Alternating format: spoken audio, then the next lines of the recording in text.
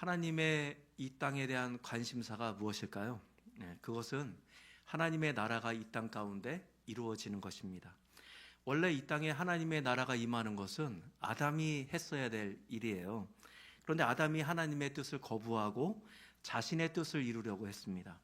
하나님이 아담에게 땅을 정복하라, 바다의 물고기와 공중의 새와 땅에 움직이는 모든 것을 다스리라 라고 하셨어요. 근데 그것은 이 세상을 다 네게 줄 테니까 네가 알아서 다 해라 라고 하는 것이 아니죠. 하나님의 통치와 뜻이 인간이라는 대리자를 통하여서 온 세상에 이루어지도록 하는 것이 하나님의 원래 뜻이에요. 그런데 아담이 어떻게 했습니까? 하나님의 뜻을 거부하고 자신이 이 땅을 다스리기를 원했죠. 그래서 이 땅에 하나님의 나라가 임하지 못했어요. 그래서 첫째 아담이 실패했기 때문에 둘째 아담인 예수님이 그 하나님의 뜻을 이루려고 이 땅에 오신 거죠. 그래서 예수님의 첫 외침이 무엇입니까? 오늘 17절 맨 첫 말씀에 이때부터 예수께서 비로소 전파하여 이르시되 회개하라, 천국이 가까이 왔느니라 하시더라. 예수님의 첫 외침은 천국을 전파하는 겁니다. 천국은 하나님의 나라를 말해요. 자, 마태는 유대인을 대상으로 복음서를 썼기 때문에 유대인들은 어떤 성향이 있었느냐? 하나님이란 칭호를 쓰기를 두려워했어요. 여호와의 이름을 망령되이 일컬지 말라 했기 때문에 하나님이란 호칭을 함부로 쓰는 것을 두려워했기 때문에 그냥 천국이라고 한 거죠. 마가와 누가는 하나님 나라라고 했는데 마태는 천국이라고 해요. 이 천국이 바로 하늘나라죠. 하나님의 나라입니다. 그리고 23절에서도 예수님은 온 갈릴리를 두루 다니시며 그들의 회당에서 천국 복음을 전파하셨다라고 했습니다. 그리고 27절과 23절 사이에서 예수님은 이 천국 복음을 전파할 제자들을 부르시고 계시는 것입니다. 자, 오늘날도 주님은 끊임없이 이 천국 복음을 전파하기 위한 일꾼들을 부르고 계세요. 오늘은 이러한 주님의 초청에 응하기 위해서 우리가 어떻게 해야 하는지 그것을 살펴보도록 하겠습니다. 자, 첫째입니다. 같이 읽어볼까요? 시작. 하나님 나라가 먼저 우리 마음에 임해야 합니다. 우리가 하나님의 나라를 위해서 일을 하려면 먼저 하나님의 나라가 우리 마음 가운데 임해야 하는 거예요. 보통 나라라고 하면 3요소가 있잖아요. 그죠? 영토, 그 다음에 주권, 그 다음에 백성, 이렇게 3요소가 있습니다. 우리가 일본에게 나라를 빼앗긴 것은 주권을 빼앗긴 것이죠. 하나님 나라의 주권은 뭐예요? 하나님의 통치와 다스림이죠. 바리새인들이 이렇게 말합니다. 하나님의 나라가 어느 때에 임하나이까? 그때 예수님이 하나님의 나라는 볼 수 있게 임하는 것이 아니요 또 여기 있다 저기 있다고도 못하리니 하나님의 나라는 너희 안에 있느니라. 하나님의 나라를 볼 수 없는 이유는 그 나라가 우리 마음에 임하기 때문입니다. 마음에 하나님의 통치와 다스림이 이루어질 때 비로소 우리 마음에 하나님의 나라가 시작이 되는 것입니다. 요한복음 1장에서는 예수님을 이렇게 소개하고 있습니다. 태초에 말씀이 계시니라. 이 말씀이 하나님과 함께 계셨으니 이 말씀은 곧 하나님이시니라. 만물이 그로 말미암아 지은 바 되었으니 그가 없이는 된 것이 하나도 없느니라. 예수님은 태초에 계신 말씀이시고 하나님과 함께 계셨으며 그가 곧 하나님이시다라고 요한복음은 말하고 있어요. 만물이 그로 말미암아 지은 바 되었을 때 지어진 것이 하나도 그가 없이는 된 것이 없다라고 요한은 말하고 있습니다. 예수님이 이 땅을 지으셨기 때문에 이 땅에 살고 있는 모든 사람들은 다 예수님의 백성입니다. 그런데 그 백성이 예수님을 거부했습니다. 그가 세상에 계셨으며 세상은 그로 말미암아 지은 바 되었으되 세상이 그를 알지 못하였고 자기 땅에 오매 자기 백성이 영접지 아니하였더니. 세상을 지으신 참 이 땅의 주인이 자기 땅의 왕으로 오셨어요. 그런데 백성들은 그의 통치를 거부하고 받아들이지 않았습니다. 오히려 그를 죽이려고 이방인들의 힘을 빌려서 십자가에 못 박아 버렸습니다. 그러나 영접하는 자, 곧 그 이름을 믿는 자들에게는 하나님의 자녀가 되는 권세를 주셨으니, 예수님이 이 땅을 창조하신 창조주이시고 또 나의 주인이심을 믿고 그분을 자신의 구세주로 믿고 영접하는 자가 하나님의 자녀가 됩니다. 하나님의 자녀가 된다는 것은 하나님 나라의 백성이 된다는 것이죠. 하나님의 나라가 그 안에서 이루어진다는 것입니다. 오늘 본문 속에서 이 제자들에게도 이러한 일들이 일어났을까요? 자, 마태복음 오늘 읽은 우리 본문은 누가복음 5장과 똑같은 말씀이에요. 똑같은 내용을 다루고 있는데 누가복음 5장이 더 자세하게 나와 있습니다. 무리가 하나님의 말씀을 들으려고 몰려들었어요. 예수님이 호숫가에 있는 두 배를 보시고 한 배에 오르셨는데 그 배는 베드로의 배였습니다. 육지에서 조금 떼기를 청하시고 배에서 무리들을 가르치셨어요. 말씀을 마치시고 주님이 베드로에게 말씀하세요. 깊은 데로 가서 그물을 내려 고기를 잡으라. 선생님, 우리들이 밤이 새도록 수고하였을 때 얻은 것이 없지만은 말씀을 의지하여 내가 그리하리이다 하고 그렇게 했습니다. 그랬더니 어떻게 되었어요? 그물이 찢어지게 질 정도로 고기가 많이 잡혔습니다. 손짓하여 와서 동무들에게 도움을 청했습니다. 그랬더니 2배에 채우게 되었습니다. 이때 베드로가 예수님의 무릎 앞에 엎드려서 이렇게 말을 해요. 주여, 나를 떠나소서, 나는 죄인이로소이다.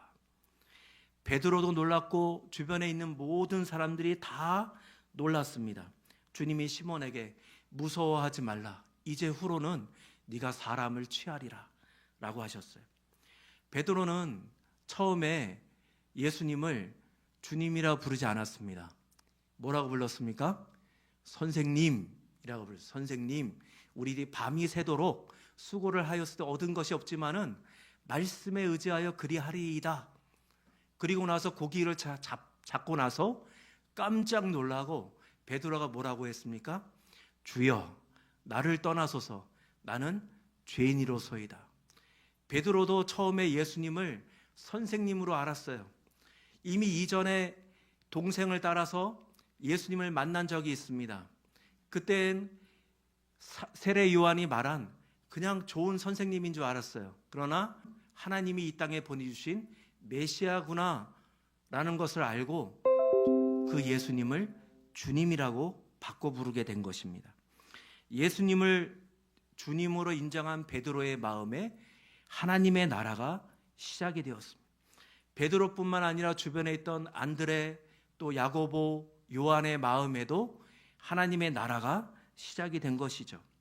그렇게 하나님의 나라가 마음에 시작이 되었기 때문에 제자들은 하나님의 나라의 일에 참여할 수 있게 되었습니다. 여러분의 마음에도 하나님의 나라가 임해야 합니다. 하나님의 나라가 임하려면 하나님의 통치권이 여러분 인정이 되어야 합니다. 네가 만일 내 입으로 예수를 주로 시인하며 또 하나님께서 그를 죽은 자 가운데 살리신 것을 내 마음에 믿으면 구원을 받으리라 라고 했습니다. 하늘나라에 참여하기 위해서는 예수를 주로 시인하는 것이 있어야 합니다. 요한복음 1장에서 말했듯이 예수께서 태초부터 계신 하나님이시고 그 하나님이신 예수 그리스도가 이 땅의 모든 만물을 지으셨기 때문에 내 삶의 주인도 예수님이다라고 하는 것을 여러분 마음 가운데 인정해야 됩니다. 그리고 그분이 통치하시고 다스리심에 그대로 순종하며 살겠다라는 고백이 있어야 합니다. 주님은 단순히 손님으로 여러분 마음에 계시기를 원하지 않습니다. 여러분을 직접 다스리시고 여러분들을 인도하시기를 원하세요. 여러분이 여러분의 주인 되었을 때보다 주님이 여러분의 주인 되었을 때 여러분의 인생은 더 값지고 아름다운 삶을 살아갈 수 있습니다. 주님의 통치와 다스리심을 인정함으로 마음에서 하나님의 나라가 이루어지는 성도님들 되시기를 축복합니다. 자, 둘째입니다. 같이 한번 읽어볼게요. 시작. 하나님 나라의 일꾼이 되려면 삶의 우선순위를 하나님 나라에 두어야 합니다. 자, 예수님이 베드로와 안드레가 금을 던진 걸 보고 말씀하시죠. 나를 따라오라. 내가 너희로 사람을 낚는 어부가 되게 하리라. 자, 베드로와 안드레가 이 말을 듣고 곧 그물을 버려두고 예수님을 따랐어요. 조금 더 가시다가 안드레와 요한이 그 아버지 세베대와 함께 그물 깁는 것을 보시고 말씀하셨어요. 나를 따라오라. 그랬더니 그들도 배와 그물을 버려두고 아버지도 버리고 예수님을 따랐습니다. 그러면 우리도 예수님을 따르기 위해서는 모든 것을 버려야 되나? 그런 것은 또 아닙니다. 왜냐하면 우리는 전문 사역자가 아니잖아요. 다 목회자가 되면 교회는 누가 운영합니까? 누군가는 모든 것을 버려두고 예수님을 따라야 되겠지만 누군가는 열심히 일하면서 교회를 섬기는 사람이 되어야 합니다. 그렇다면 이 제자들이 자신의 배와 그물을 버려두고 주님을 따른 것을 우리 삶에 어떻게 적용할 수 있을까요? 그것은 삶의 우선순위를 주님께 드리는 거예요. 주님은 무엇을 먹을까, 무엇을 마실까, 무엇을 입을까 하는 청중들에게 이렇게 말씀하셨어요. 그러므로 염려하여 이르기를 무엇을 먹을까, 무엇을 마실까, 무엇을 입을까 염려하지 말라. 이는 다 이방인들이 구하는 것이라. 너희 하늘 아버지께서 이 모든 것이 너희에게 있어야 할 줄을 아시느니라. 그런즉 너희는 먼저 그의 나라와 그의 의를 구하라. 그리하면 이 모든 것을 너희에게 더하시리라. 우리는 보통 먹고 마시는 일에 우리의 생각과 시간을 많이 사용합니다. 왜 그럴까요? 먹고 마시는 것이 주된 관심사이기 때문에 그렇습니다. 사람들이 하나님을 경히 여기고 재물을 중히 여기는 이유가 무엇일까요? 그것은 마음의 주인이 재물이기 때문에 그래요. 마음의 주인을 하나님으로 바꾸셔야 합니다. 하나님이 여러분의 인생을 책임지신다는 믿음을 가지고 삶의 우선순위를 하나님의 나라와 그의 의를 구하는 곳에 두어야 하는 것입니다.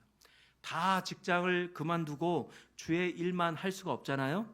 직장도 다니고 돈도 벌어야 여러분 가정도 책임을 지고 교회를 위해서 봉사할 수 있는 것입니다. 만약 직장이 나로 하여금 교회 가기 힘들게 한다면 어떻게 해야 될까요? 직장을 그만둬야죠. 그것이 하나님의 뜻입니다. 이 직장 다니지 않아도 하나님이 나의 삶을 책임지실 거야. 조금 덜 벌면 되지.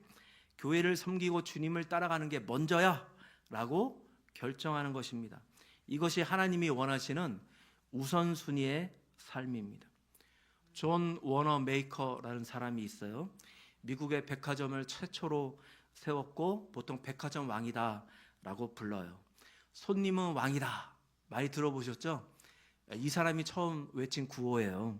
1903년 우리나라 종로에 YMCA 건물도 지어줬습니다. 그렇다고 해서 그가 태어날 때부터 부자였던 사람은 아니었습니다. 가난한 벽돌공의 아들로 태어났어요. 넉넉하지 못한 형편에 교회 선생님이 들고 있는 그 빨간 가죽의 성경이 너무 갖고 싶었어요. 그래서 선생님으로부터 외상으로 그 성경책을 구입하고 그 성경책 37센트 하는 성경책 값을 갚기 위해서 1년 반 동안 벽돌 공장에서 힘있게 열심히 일을 했습니다. 백화점 사업이 크게 성공을 거두었어요. 직원들을 말해요. 돈을 더 벌려면 주일에도 문을 열어야 되겠습니다. 그랬더니 워너메이커가 이렇게 말을 합니다. 나는 하나님의 나를 세상 재물과 바꾸지 않겠소. 미국 23대 대통령이었던 해리슨이 워너메이커에게 이렇게 말을 합니다. 존, 당신의 탁월한 그 경영 능력으로 최신부 장관 일을 좀 맡아주시오. 그랬더니 워너메이커가 제가 장관직을 수행하는 일 때문에 주일 성수와 교사의 역할을 하지 못한다면 받아들일 수가 없습니다. 그랬더니 그 옆에서 듣고 있던 기자가 이렇게 말을 합니다. 아니 장관직이 주일학교 교사만도 못하단 말입니까? 그랬더니 워너메이커가 이렇게 말을 해요. 장관직은 몇 년 하다 말을 부업이지만 나의 본업은 주일학교에서 아이들을 가르치는 것입니다. 교회에서 가르치고 봉사하는 일은 나의 최고의 기쁨이자 나의 특권입니다. 그래서 어떻게 되었을까요? 최신부 장관 일을 하면서 그 임기 4년 동안 워싱턴에서 필라델피아까지 기차로 매주 왔다 갔다 하면서 주일학교 봉사를 했다고 합니다. 워너메이커는 나는 사업 때문에 교회를 포기하지 않는다. 오히려 교회 때문에 사업을 포기할 수 있다라고 말을 했습니다. 신앙은 선택이 아닙니다. 다른 것 때문에 신앙을 선택할 수도 있고 또 포기할 수도 있고 하는 것이 아니에요. 신앙은 기준이 되는 것입니다. 신앙을 기준으로 다른 것을 포기할 수 있는 것이죠. 우리는 신앙을 지키면 손해를 본다는 생각을 해요. 그러나 그렇지가 않습니다. 당장은 손해가 될 수도 있지만 결국은 손해가 아닙니다. 하나님과의 관계를 최우선순위로 두셔야 합니다. 사업과 성공은 그 다음에 하나님을 먼저 우선한다면 하나님이 여러분의 삶을 책임지십니다. 삶의 결정의 순간마다 우선순위를 하나님께 두시는 우리 성도님들 되시기를 축복합니다. 자, 세 번째입니다. 같이 읽겠습니다. 하나님의 나라의 일꾼이 되려면 천국의 가치를 깨달아야 합니다. 주님을 따른다는 것은 결코 쉬운 일이 아니에요. 한 서기관이 예수님께 말하기를 선생님이여 어디로 가시든지 저는 따르리이다. 그래서 예수님이 말씀하십니다. 여우도 굴이 있고 새들도 거처가 있으되 인자는 머리 둘 곳이 없도다. 예수님을 따른다는 것은 기본적인 생활조차도 여러분 장담할 수 없다는 것을 각오해야 한다는 것입니다. 제자 중에 한 사람이 이렇게 말을 했습니다. 주여 내가 먼저 가서 죽은 내 아버지를 장사하게 허락하옵소서 했을 때 주님은 죽은 자들이 그들의 죽은 자를 장사하게 하고 너는 나를 따르라. 부모를 돌보는 것은 여러분 성경에 부합하는 것이잖아요. 그럼에도 불구하고 주님은 아버지의 장사하는 것을 허락하지 않았습니다. 왜 그랬을까요? 그 주님을 따르고 있는 그 제자의 마음이 둘로 나눠져 있거든요. 둘로 나누어진 마음을 가지고 주님을 따르는 것을 주님이 원치 않으신 거예요. 한 가지 마음, 단 마음을 가지고 전심으로 주님을 따르기를 원하시는 것입니다. 수많은 군중들이 주님을 따르고 있었습니다. 그때 뒤를 돌아보시고 주님이 말씀하세요. 또 무리에게 이르시되 아무든지 나를 따라오려거든 자기를 부인하고 날마다 제 십자가를 지고 나를 따를 것이니라. 주님을 따르는 길은 자기를 부인하는 길이에요. 자기 부인이 무엇일까요? 자기 부인은 삶의 주도권을 나에게서 하나님으로 바꾸는 거예요. 내 욕심, 내 기준, 내 생각, 내 계획을 내려놓고 하나님의 뜻을 우선하는 것입니다. 이전에 내가 하고 싶은 대로 살았어요. 그런데 이제부터는 하나님이 원하시는 것이 무엇일까? 그거를 고민하며 물으며 살아가는 것이죠. 자기를 부인하기 위해서는 욕망을 내려놔야 됩니다. 죄의 욕망 또는 자기가 이루고 싶은 그 이기적인 마음 그런 것들을 내려놓아야 돼요. 편안한 길보다는 옳은 것을 선택해야 됩니다. 자신을 희생함으로 예수님을 따라가는 것이 필요합니다. 그러니까 여러분 생각해 보세요. 주님을 따른다는 것이 쉬운 일일까요? 아니죠. 결코 쉬운 일이 아니에요. 그렇기 때문에 여러분 주님을 잘 따라가기 위해서는 여러분 내가 주님을 따라가기 위해서 희생하는 것보다 내가 앞으로 얻을 수 있는 것의 가치가 더 크다는 것을 알아야만 여러분 주님을 따를 수 있지 않겠어요? 그죠? 내가 주님을 따르기 위해서 희생하는 것들이 많잖아요. 시간, 노력, 물질, 재능 또는 나의 모든 욕망 이런 것들을 내려놓아야 주님을 따라갈 수 있기 때문에 그것을 희생하는 것보다 내가 주님을 따르고 헌신함으로써 비록 이 땅에서 그것을 못 받는다 할지라도 결국은 천국에서 내가 받을 상급 그것의 가치가 더 크다라는 것을 알아야만 주님을 따를 수 있는 것이죠. 그래서 주님을 잘 따르기 위해서는 천국의 가치를 여러분들 잘 알아야 돼요.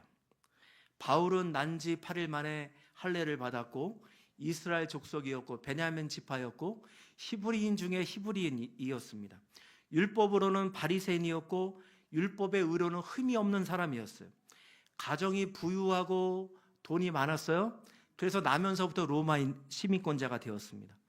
가말리엘 문화생으로 공부도 많이 했습니다. 그런데 바울이 이렇게 말을 합니다. 그러나 무엇이든지 내게 유익하던 것을 내가 그리스도를 위하여 다 해로 여길 뿐더러 또한 모든 것을 해로 여김은 내 주 그리스도 예수를 아는 지식이 가장 고상하기 때문이라. 내가 그를 위하여 모든 것을 잃어버리고 배설물로 여김은 그리스도를 얻고 그 안에서 발견되려 함이니. 주님을 만나고서 바울이 바뀌었어요.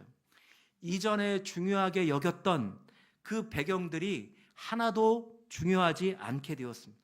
오히려 배설물로 여기기까지 했습니다. 바울이 왜 이렇게 바뀌었을까요? 그것은 그가 진짜로 중요한 것이 무엇인지를 발견했기 때문입니다.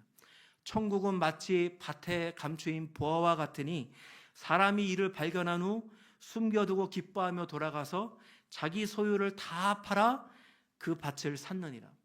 여러분, 밭에 감추인 보화를 발견한 그 사람이 왜 자기의 모든 소유를 다 팔아서 그 밭을 샀을까요? 자기가 갖고 있는 모든 소유보다 그 밭에 있는 보화가 더 소중하다라는 것을 알았기 때문에요. 만약에 그 밭에 있는 보화가 자기의 모든 소유보다 가치가 없다라고 판단했다면 자기 소유를 팔지 않았을 것입니다.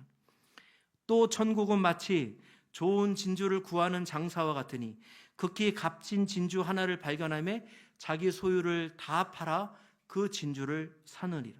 여러분, 진주 장사가 자기 소유를 다 팔아서 그 진주 하나를 산 이유가 무엇 때문에 그렇게 했겠습니까? 자기가 가진 모든 소유보다 그 진주가 더 값어치가 있다라고 생각을 했기 때문에 자기 소유를 다 판 것입니다. 바울도 그러한 것이죠. 자기의 모든 배경, 자기가 가지고 있는 모든 그런 지식들, 그런 가치관, 그런 것들보다 예수 그리스도를 아는 지식이 더 값어치가 있다고 생각을 했기 때문에 이전의 것을 다 해로 여기고 배설물로 여기게 된 것입니다. 여러분, 고등학교 수학에 극한이라는 것을 배워요. 여러분, 극한이라고 하는 것은 뭐죠? 분수가 있어요. 분수. 이런 분수는 분모가 있고 분자가 있잖아요. 아래에 있는 게 분모고 위에 있는 게 분자예요. 그런데 여러분, 분수라고 하는 것은 분모가 커지면 커질수록 그 값은 더 작아지는 거예요. 그러니까 2분의 1이 클까요? 3분의 1이 클까요? 2분의 1이 큰 거죠. 그죠? 2분의 1이 클까요? 10분의 1이 클까요? 2분의 1이 큰 거죠. 그죠? 그러니까 10분의 1, 100분의 1, 1000분의 1, 만분의 1, 분모가 더 커지면 커질수록 그 값은 더 작아지는 거예요. 자, 여러분의 인생은 100년을 넘기가 아마 힘들 겁니다. 그런데 여러분의 인생이 100년인데 천국에서의 삶은 여러분 무한대잖아요. 영원합니다. 그러니까 천국의 삶을 분모로 놓고 여러분의 인생을 분자로 놓은다면 그 값은 얼마가 될까요? 0이 되는 것이죠. 천국의 무한한 삶은 이 땅에 유한한 그 100년에 비교할 수가 없습니다. 그런데도 사람들은 이 땅의 삶에 목을 메고 있죠. 왜 그럴까요? 천국의 가치를 발견을 못한 것이죠. 네. 천국의 가치를 발견한 사람은 여러분 이 땅에 목매어서 살지 않습니다. 이 땅의 것에 가치를 두지 않고 영원한 것을 위해서 삶을 드리는 삶을 살아요. 영원한 것을 위해서 투자하는 삶을 살아갑니다. 영원한 것에 가치를 두고 자기를 따르는 자들에게 주님이 이렇게 말씀하십니다. 내가 진실로 너희에게 이르노니 나와 복음을 위하여 집이나 형제나 자매나 어머니나 아버지나 자식이나 전토를 벌인 자는 현세에 있어 집과 형제와 자매와 어머니와 전토를 100배나 받고 핍박을 겸하여 받고 내세의 영생을 받지 못할 자가 없느니라. 주님과 복음을 위하여 자신의 것을 희생하며 투자하는 삶은 가치가 있어요. 에콰도르 선교회에 가서 순교한 그 짐 엘리엇이라는 사람이 있습니다. 가자마자 죽었어요. 그런데 그 사람이 일기장에 이런 말을 남겼습니다. 영원한 것을 위하여 영원하지 못한 것을 버리는 사람은 결코 어리석은 사람이 아니다. 영원한 것을 얻기 위해서 영원하지 않은 여러분의 시간, 재능, 물질, 이것을 투자하며 사셔야 합니다. 그렇게 해야 되는 이유는 하나님이 원하세요. 하나님이 그렇게 함으로 여러분의 삶에 여러분에게 상급을 주시기를 원하십니다. 유한한 것을 가지고 영원한 것에 투자하는 것은 여러분 그렇게 하기 위해서는 어떻게 해야 될까요? 영원한 상급을 얻기 위해서는 여러분 이 땅에서 하나님의 일을 하셔야 됩니다. 그러면 하나님의 일이 뭘까요? 여러분들이 하셔야 될 그 하나님의 일은 영혼을 살리는 것입니다. 주님이 이렇게 말씀하셨어요. 내가 하늘에서 내려온 것은 내 뜻을 행하려 함이 아니요 나를 보내신 이의 뜻을 행하려 함이니라. 나를 보내신 이의 뜻은 내게 주신 자 중에 내가 하나도 잃어버리지 아니하고 마지막 날에 다 살리는 것이니라. 하나님이 주신 영혼을 살리는 것이 하나님의 뜻입니다. 그 하나님의 뜻을 행하는 것이 하나님의 일이에요. 영혼을 살리고 구원하는 것이 바로 하나님의 일입니다. 말씀하시되 나를 따라오너라. 내가 너희로 사람을 낚는 어부가 되게 하리라. 사람을 낚는 일이 바로 하나님의 일이에요. 복음을 전하고 영혼을 살리는 것보다 더 소중한 것이 없습니다. 이보다 더 가치가 있고 뛰어난 투자는 없어요. 왜냐하면 한 영혼의 가치가 온 세상보다 더 가치가 있는 것이기 때문에 그렇습니다. 영혼들을 마음에 품고 그 영혼들의 구원을 위해서 기도하셔야 돼요. 그리고 기회가 있을 때마다 복음을 전해야 됩니다. 복음을 전하기 위해서 여러분 마음 가운데 그 전할 것을 여러분 항상 준비하고 있어야 됩니다.